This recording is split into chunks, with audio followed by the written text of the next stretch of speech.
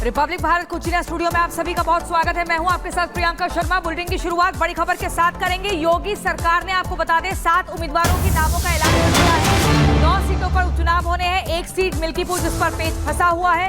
ये बड़ी खबर आपको बता रहे हैं। सिलसिलेवार तरीके से उम्मीदवारों के नाम भी गाजियाबाद से संजीव शर्मा का नाम। यूपी उपचुनाव वही जो जिताओ पर दाव, यानी कि जो जिताएगा उसी पर ये दांव लगाया गया है। बड़ी खबर आपको बता रहे हैं। बिल्कुल, इस लिस्ट को लेकर और ज्यादा जानकारी राघवेंद्र से ले लेते हैं। राघवेंद्र, उत्तर प्रदेश के सीएम योगी आदित्यनाथ के 7 योद्धा, इस पर आप विस्तार से जानकारी दीजिए। बिल्कुल, देखिए उत्तर प्रदेश में जो विधानसभा का उपचुनाव है वो दिलचस्प मोड़ पर पहुंच चुका है। रही बात मुख्यमंत्री योगी आदित्यनाथ की जो सूची है, वो मुख्यमंत्री का कहीं न कहीं इन नामों में उनकी सहमति है, क्योंकि ये जिम्मेदारी भी मुख्यमंत्री ही निभाएंगे बीजेपी की ओर से। किसी तरह की कोई कोताही भारतीय जनता पार्टी या मुख्यमंत्री की ओर से नहीं रहेगा और इन सीटों को जीतने के लिए वो पूरी तरह से मेहनत करेंगे। लिहाजा जो इन सीटों पर नाम के लिए जो सहमति ली गई है, मुख्यमंत्री ने पूरी तरह से अपनी सहमति भी दी है। साथ ही यह चुनाव इसलिए भी दिलचस्प हो गया है कि सभी सीटों पर समाजवादी पार्टी चुनाव लड़ रही है। यानी जो एक सीट मिल्कीपुर छोड़ के 9 सीटों पर जो चुनाव हो रहा है, उस पर समाजवादी पार्टी चुनाव लड़ रही है और इधर भारतीय जनता पार्टी 9 में से 7 सीटों पर उम्मीदवार उतार चुकी है। एक सीट वो आरएलडी के लिए छोड़ी है और हो सकता है कि एक सीट कहीं न कहीं जो निषाद पार्टी है उनको मिल जाए।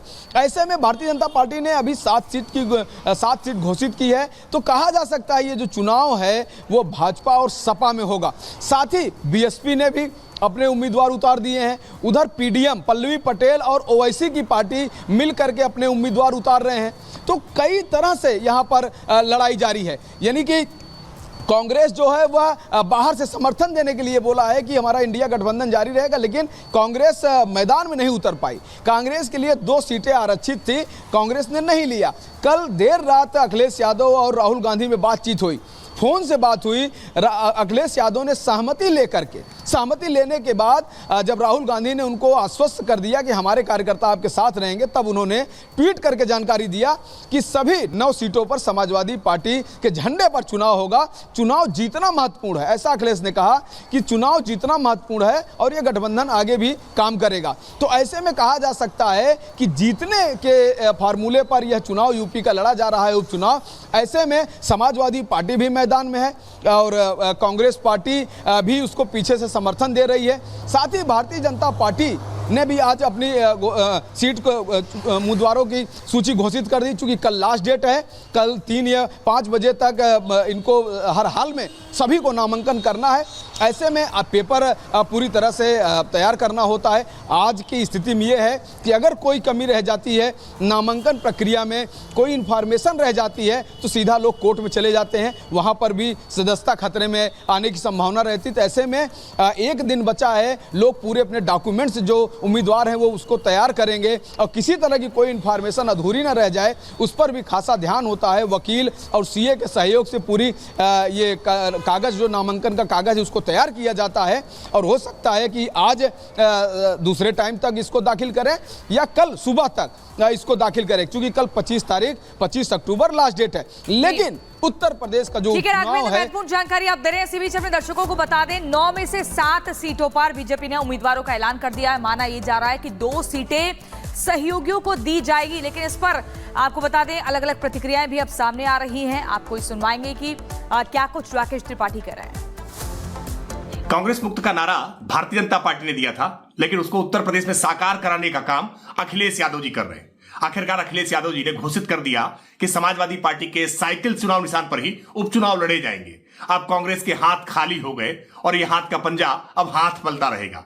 कांग्रेस पार्टी की इस दुर्दशा के कारण केवल कांग्रेस ही है, क्योंकि कांग्रेस ने जैसा मध्य प्रदेश में, हरियाणा में समाजवादी पार्टी के साथ व्यवहार किया, आज समाजवादी पार्टी ने धोबी पछाड़ दांव मुलायम सिंह यादव वाला वो आज कांग्रेस पार्टी को दे दिया है। और कांग्रेस पार्टी इतनी मजबूर है कि 5 सीटों की मांग करते करते आखिरकार बिना चुनाव लड़े ही संतोष कर रही है। बीजेपी प्रवक्ता राकेश त्रिपाठी को आप सुन रहे थे। देखिए, उत्तर प्रदेश विधानसभा उपचुनाव को लेकर सियासी सरगर्मियां इस वक्त काफी ज्यादा तेज हो गई है।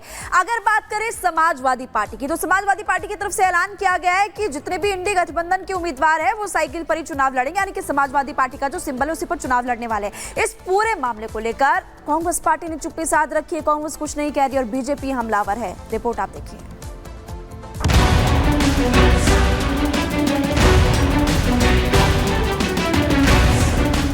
यूपी में कांग्रेस पार्टी अपना सियासी बनवास खत्म करने की कोशिश में जुटी है, लेकिन कांग्रेस पार्टी का दुख खत्म होता नजर नहीं आ रहा।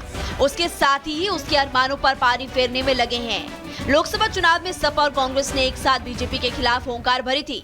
यूपी में बीजेपी को कड़ी टक्कर देकर दो लड़कों की जोड़ी ने अपना लोहा मनवाया था, लेकिन अब उपचुनाव आते आते ये जोड़ी बिखरने की कगार पर है। सीट शेयरिंग को लेकर कांग्रेस और सपा के बीच की खाई और भी ज्यादा बढ़ गई है। सपा ने कांग्रेस को 2 सीटों पर चुनाव लड़ने का ऑफर दिया था, जिसे कांग्रेस ने ठुकरा दिया। अब सपा अध्यक्ष अखिलेश यादव ने कहा कि सपा के सिंबल पर ही चुनाव लड़ा जाएगा। सोशल मीडिया साइट एक्स पर अखिलेश यादव ने जानकारी दी। अखिलेश ने एक्स पर लिखा, बात सीट की नहीं बल्कि जीत की है। इस रणनीति के तहत इंडिया गठबंधन के संयुक्त प्रत्याशी सभी 9 सीटों पर समाजवादी पार्टी के चुनाव चिन्ह साइकिल के निशान पर चुनाव लड़ेंगे। कांग्रेस और समाजवादी पार्टी एक बड़ी जीत के लिए एकजुट होकर कंधे से कंधा मिलाकर साथ खड़ी है। इंडिया गठबंधन इस उपचुनाव में जीत का एक नया अध्याय लिखने जा रहा है। इस बयान से साफ हो गया कि कांग्रेस अब उपचुनाव की लड़ाई से बाहर हो गई है और अगर वो चुनाव लड़ती भी है तो सपा के सिंबल पर ही लड़ेगी। ऐसे में कांग्रेस का यूपी में सियासी वनवास खत्म करने के प्लान खत्म होता दिख रहा है। बीजेपी भी कांग्रेस पर निशाना साध रही है। कांग्रेस पार्टी अब उत्तर प्रदेश में अपने अस्तित्व को मिटाने के लिए भी तैयार हो चुकी है। अखिलेश यादव जी ने ऐलान कर लिया है कि 9 की 9 सीटों पर समाजवादी पार्टी के सिंबल पर चुनाव लड़ा जाएगा। कांग्रेस के पास अब उत्तर प्रदेश में कुछ बचा ही नहीं है। कांग्रेस पार्टी ने सरेंडर भी कर दिया है और संदेश भी साफ है। पहले पोस्टर लगा कि 27 में सत्ताधीश और अब सीट भी नहीं मिलेगी। बार्गेनिंग टेबल पर कांग्रेस अपने उम्मीदों के अनुरूप सीटें हासिल करने में फेल रही और सपा ने उसके लिए सिर्फ और सिर्फ 2 सीटें छोड़ी। 2 और 5 की लड़ाई में सपा और कांग्रेस की दोस्ती फंस गई। अब उसके साथ 2 सीटें भी नहीं आई। कांग्रेस की नाराजगी के कारण क्या है वो भी आपको बताते हैं। कांग्रेस की नाराजगी के कई कारण बताए जा रहे हैं। यूपी में कांग्रेस का सांगठनिक ढांचा वैसे भी मजबूत नहीं है। दूसरे जो सीटें पार्टी को मिली है उन पर ट्रैक रिकॉर्ड भी काफी ज्यादा उत्साहजनक नहीं रहा।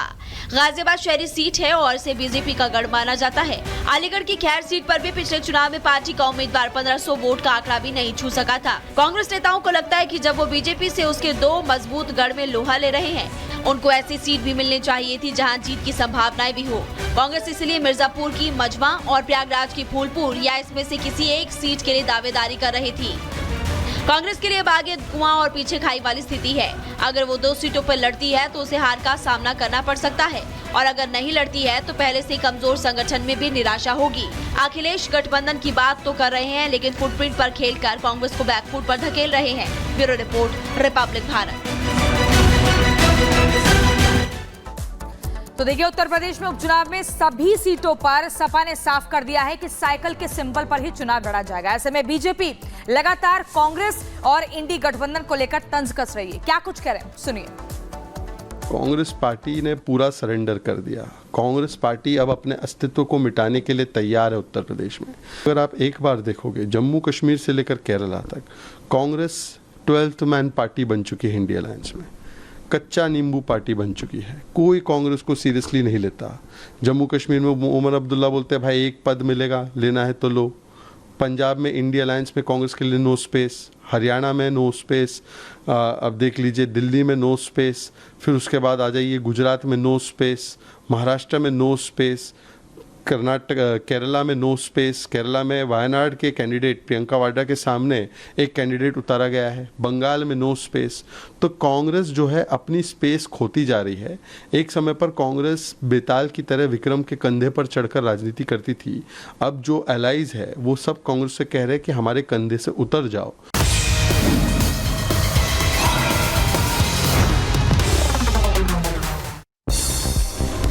यूपी उपचुनाव के लिए बीजेपी ने जारी की लिस्ट। 7 उम्मीदवारों के नाम का ऐलान। कटेहरी से धर्मराज निषाद, गाजियाबाद से संजीव शर्मा को टिकट दिया गया, फूलपुर से दीपक पटेल को टिकट।